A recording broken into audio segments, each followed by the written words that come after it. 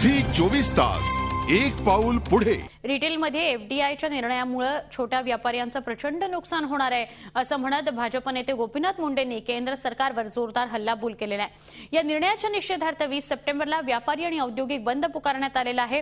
घोटाळ्यावरून लक्ष हटवण्यासाठीच एफडीआयचा निर्णय घेतल्याचंही मुंडे म्हणाले।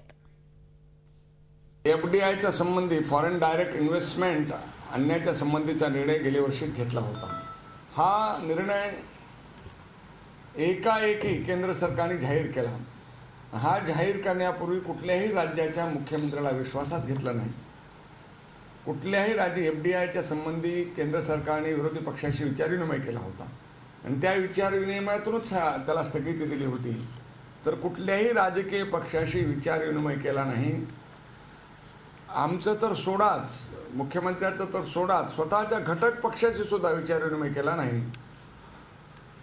कोलगेटमधून बाहेर पडण्यासाठी आता केंद्र सरकारला कोळशाच्या खाणीत झालेला प्रचंड भ्रष्टाचार ह्या विषयाकडून लक्ष दुसरीकडे वेधण्यासाठी हा एफडीआयचा निर्णय केंद्र सरकारने घेतला असं मला वाटतं। तो देशहिताचा नाही। झी 24 तास एक पाऊल पुढे।